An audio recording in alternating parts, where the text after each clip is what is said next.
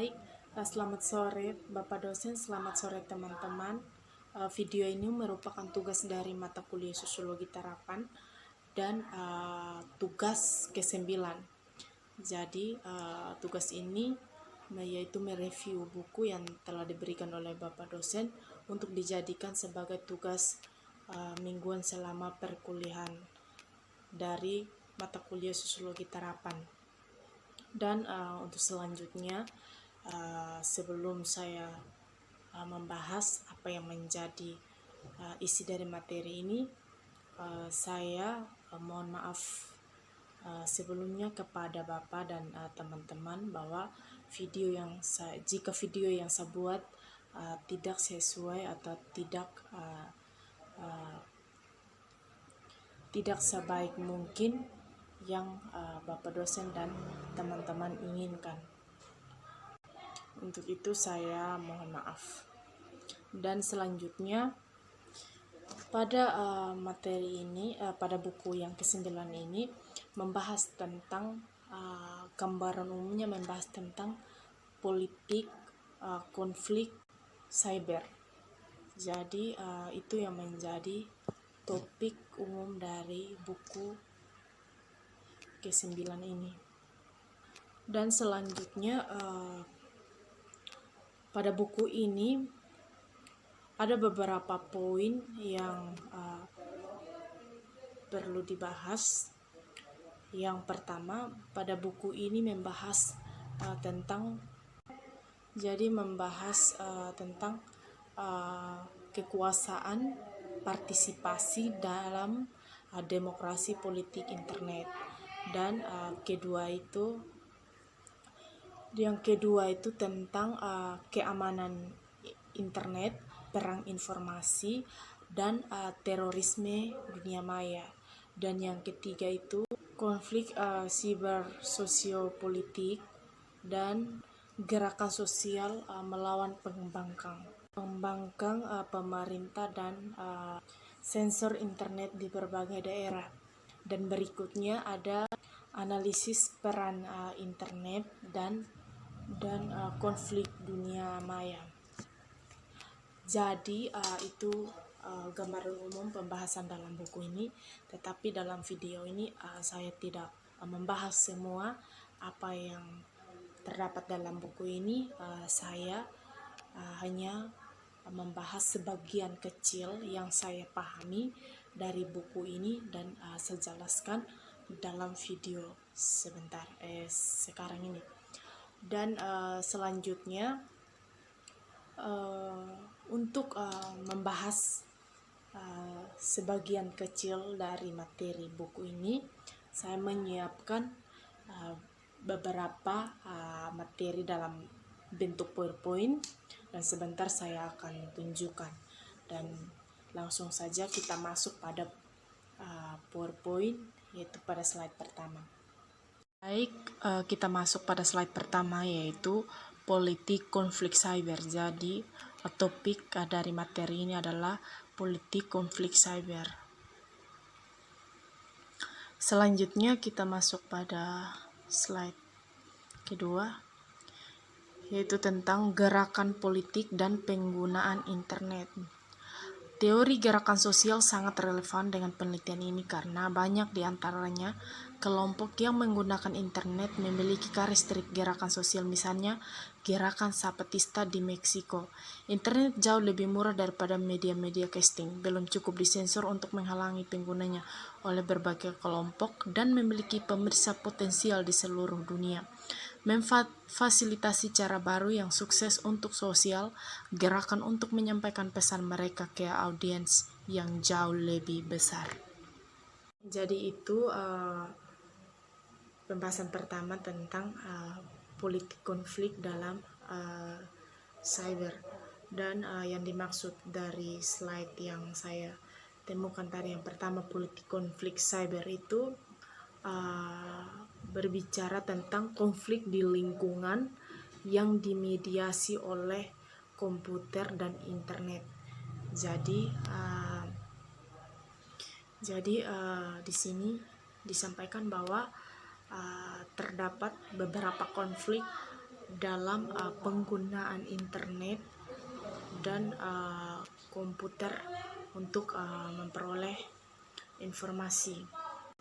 Dan selanjutnya, mengapa gerakan politik dan penggunaan internet ini dibahas juga, yaitu dalam buku ini dipelajari tentang gerakan-gerakan sosial yang menggunakan internet yang ada.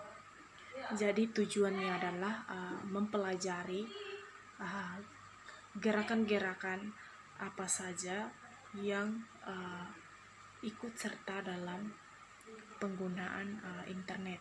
Selanjutnya kita masuk politik internet, demokrasi, partisipasi, dan kekuasaan. Yang pertama, demokrasi dalam politik internet. Untuk membahas hubungan antara demokrasi dan internet, itu akan berguna untuk memasukkan konseptualisasi istilah demokrasi sebelum kita menerapkan teori politik demokrasi untuk penelitian internet kami. Internet melahirkan jenis partisipasi baru dalam pemerintahan, sehingga menantang tradisi jenis demokrasi nasional di mana bentuk-bentuk baru konfigurasi kekuasaan dapat muncul antara individu yang berkomunikasi.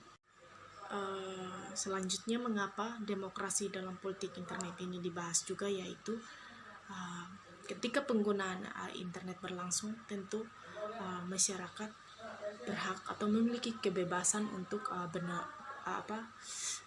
menggunakan internet yang ada, ya. Jadi disebut dengan istilah demokrasi, yaitu bebas menggunakan apa saja.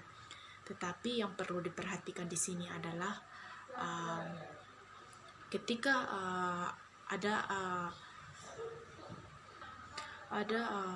oknum atau organisasi tertentu yang melarang pada masyarakat untuk menggunakan internet, maka perlu mencari tahu apa yang sebenarnya yang menjadi alasan dasar kenapa masyarakat dilarang untuk menggunakan internet yang ada.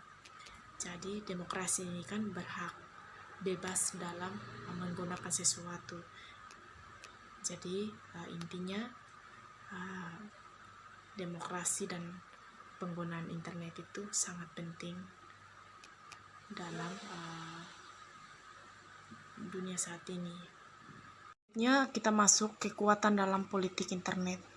Baik, kekuasaan adalah elemen penting dalam politik internet seperti di semua bidang politik, karena kelompok internet tertarik pada akumulasi kekuasaan. Selain partisipasi, poin yang akan disorot adalah apa yang mereka perjuangkan, terutama tujuannya adalah untuk fokus pada cara kelompok-kelompok lawan berusaha mengumpulkan cukup banyak kekuatan untuk menyelesaikan konflik dengan cara yang sesuai untuk mereka, dan untuk mempromosikan konflik mereka sendiri pada versi kebenaran. Selanjutnya ada topik globalisasi koneksi internet. Masalah lain yang diidentifikasi dalam penelitian adalah globalisasi. Alasan untuk ini bahwa internet dapat dilihat dari sebagai fenomena global sangat diremehkan. Tepat untuk globalisasi sejauh itu, di antara efek lainnya memiliki pengaruh globalisasi memungkinkan budaya yang berbeda kesempatan untuk hidup berdampingan. Ini perlu untuk melihat secara singkat perdebatan tentang globalisasi untuk mendapatkan tempatnya politik internet di lingkungan politik mereka, terutama saat internet ada dilihat oleh banyak orang sebagai alat proses. Proses globalisasi sangat menantang landasan ketertiban cara pertama dengan memperburuk ketidaksetaraan baik dengan dan antar negara, dan kedua dengan mengikis kepastian kelembagaan tradisional untuk mengelola yang baru. Selanjutnya ada komunitas di dunia maya yang menonjol dalam karya Jordan Al-Gagasan bahwa komunitas yang dibayangkan di dalamnya dunia maya.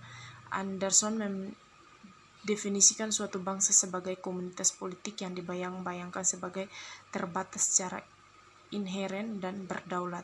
Ini dibayangkan karena tidak mungkin semua anggota komunitas bisa bertemu. Mereka harus menghipotesiskan kesamaan. Oke, baik, kita telah baca tentang kekuatan dalam politik internet. Mengapa kekuatan ini dibahas juga dalam politik internet, yaitu orang yang menggunakan internet itu perlu diperhatikan apa yang menjadi kekuatannya dan apa yang menjadi kekuasaannya, sehingga seseorang itu bisa menggunakan internet yang ada. Dan dengan adanya kekuatan dalam politik internet, maka segala konflik yang ada itu bisa diselesaikan dengan cepat karena melalui kekuasaan dan kekuatan yang ada. Dan topik selanjutnya yang mengenai globalisasi, tadi telah kita baca juga, globalisasi koneksi internet ya. Kita ketahui bersama sekarang di era globalisasi ini internet tidak asing lagi, bahwa penggunaan internet itu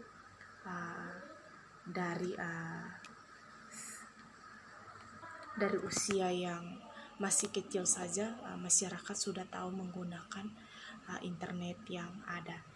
Jadi yang perlu diperhatikan mengapa globalisasi itu dibahas di internet juga, yaitu sangat berpengaruh pada kehidupan masyarakat masa kini, karena ada yang berubah ketika adanya globalisasi internet dalam kehidupan masyarakat. Selanjutnya kita masuk pada komunitas di dunia maya. Yang menonjol dalam karya Jordan adalah gagasan bahwa komunitas yang dibayangkan ada dalam dunia maya. Anderson mendefinisikan suatu bangsa sebagai komunitas politik yang dibayangkan sebagai terbatas secara inheren dan berdaulat. Ini dibayangkan karena tidak mungkin semua anggota komunitas bisa bertemu. Mereka harus menghipotesiskan kesamaan mereka. Jadi dalam penggunaan internet ada yang namanya komunitas. Nah, komunitas yang dimaksud di sini adalah komunitas yaitu yang menggunakan internet. Komunitas itu dikenal terdapat dalam dunia maya. Mereka membentuk suatu perkumpulan melalui dunia maya, melalui internet yang ada. Dan selanjutnya wacana di dunia maya. Selain itu, inti dari zona digital adalah akses cepat ke global. Informasi dari arsip nasional secara bersamaan, menyenangkan, dan membanjiri setiap pengguna yang berpaling padanya hanya untuk kepastian empiris, kebenaran sejarah, dan subjektif validasi. Di zona internet dan karya seni, instalasi digital, file kepastian, generasi faktual terjalin dalam permainan figur fiksional. Privasi pribadi terkikis dengan interaksivitas sosial. Kecepatan gelisah berselancar dan kontemplasi kuasi religius tentang tekstualitas dan seni tingkat tinggi menjadi baru diberi energi oleh kuaciking multimedia mencolok seni di zona elektrifikasi digital. Oke, baik, itu topik pembahasan mengenai wacana di dunia maya. Jadi maksud wacana di dunia maya yaitu tentang informasi-informasi yang beredar di dunia maya yang diumbar oleh pengguna internet. Dan wacana yang dimaksud di sini tentang informasi pribadi, tentang informasi kelompok, dan tentang informasi masyarakat mengenai kehidupan mereka itu bisa dilihat pada dunia maya. Bahkan yang bersifat pribadi atau privasi itu terdapat bisa dilihat di dunia maya ketika penggunaan internet itu tidak sesuai yang kita harapkan. Oke, baik, mungkin itu yang bisa saya jelaskan. Mohon maaf jika dalam penjelasan saya tidak sesuai sama sekali dengan permintaan Bapak dosen dan teman-teman.